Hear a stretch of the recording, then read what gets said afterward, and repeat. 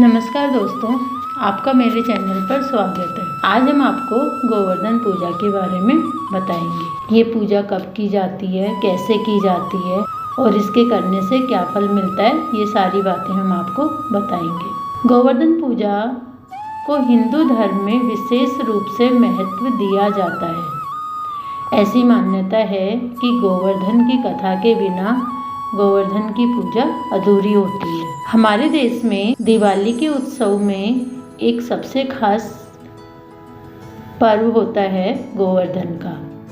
इस दिन मुख्य रूप से गोबर से बने गोवर्धन पर्वत की पूजा की जाती है और घर में समृद्धि का आशीर्वाद मांगा जाता है। ऐसी मान्यता है कि गोबर से बना पर्वत घर की सभी समस्याओं का निवारण करता है और सुख समृद्धि का प्रतीक होता है। यह पर्व आमतौर पर दिवाली के अगले दिन यानी कार्तिक महीने के शुक्ल पक्ष की प्रतिपदा को मनाया जाता है। गोवर्धन पूजा की कथा इस प्रकार है। एक बार देवराज इंद्र को अपने ऊपर अभिमान हो गया था और इंद्र का अभिमान दूर करने के लिए भगवान कृष्ण ने लीला रची थी।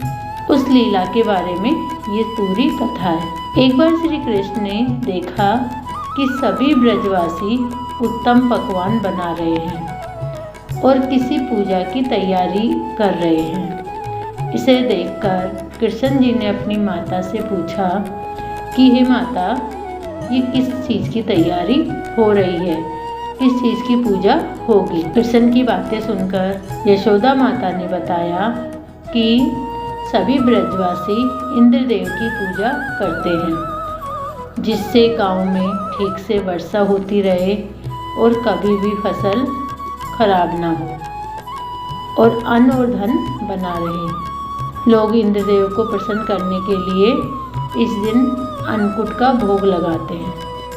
यशोदा मैया ने कृष्ण जी को ये भी बताया कि इंद्रदेव की कृपा से ही अन्न की पैदावार होती है और गायों को चारा मिलता है। इस बात पर श्री कृष्ण ने कहा कि इंद्रदेव की जगह गोवर्धन पर्वत की पूजा होनी चाहिए, क्योंकि गायों को चारा वहीं से मिलता है। इंद्रदेव तो कभी प्रसन्न नहीं होते और न ही कभी दर्शन देते। इस बात पर उन्होंने सभी ब्रजवासियों को इंद्रदेव की जगह गोवर्धन पर्वत की पूजा करने के लिए कहा।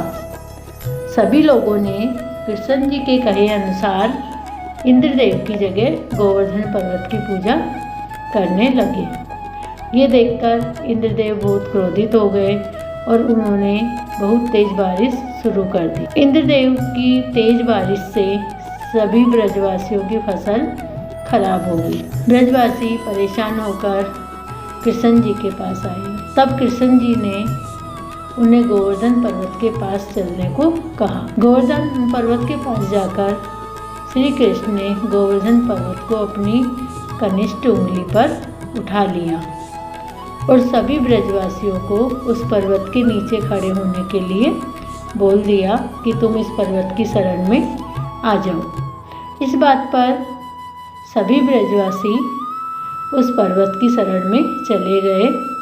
तब उन्हें वर्षा से कोई परेशानी नहीं हुई। इंद्र कृष्ण की इस लीला को देखकर क्रोधित हो गए और उन्होंने वर्षा को और भी तेज कर दिया। तब श्री कृष्ण ने सुदर्शन चक्र से कहा कि आप पर्वत पर विराजमान हो और वर्षा की गति को नियंत्रित करें, और शेषनाग से कहा कि आप मेढ़ बनाकर पानी को पर्वत की ओर आने से रोक दें। सुदर्शन चक्र ने और शेषनाग ने ऐसा ही किया। अब इंद्र लगातार 7 दिन तक वर्षा करते रहे, परंतु ब्रजवासियों का इस पे कोई प्रभाव नहीं पड़ा। तब ब्रह्मा जी ने इंद्र से जाकर कहा कि हे इंद्र, कृष्ण भगवान विष्णु के अवतार हैं और उन्हें कृष्ण जी की पूजा करने की सलाह दी। ब्रह्मा जी की बात सुनकर इंद्र ने श्री कृष्ण से क्षमा मांगी और उनकी पूजा करके अन्नकूट का 56 तरह का भोग उन्हें लगाया। तभी से गोवर्धन पर्वत की पूजा होने लगी और कृष्ण को प्रसाद में 56 भोग चढ़ाया जाने लगा। अब आता है गोवर्धन पर्वत गोबर से ही क्यों बनता है और किसी चीज़ से क्यों नहीं बनता है। तो ऐसी मान्यता है कि कृष्ण को गायों से अत्यंत प्रेम था और वो गायों तथा बछड़ों की सेवा किया करते थे। यह भी माना जाता है कि गाय का गोबर अत्यंत पवित्र होता है, इसलिए इसी से गोवर्धन पर्वत बनाया जाता है और उसकी पूजा की जाती है। ऐसा करना बहुत फलदायक माना जाता है। इस दिन गोबर से गोवर्धन पर्वत की आकृति बनाई जाती है और उसके चारों कोनों में करवा की सीख लगाई जाती है।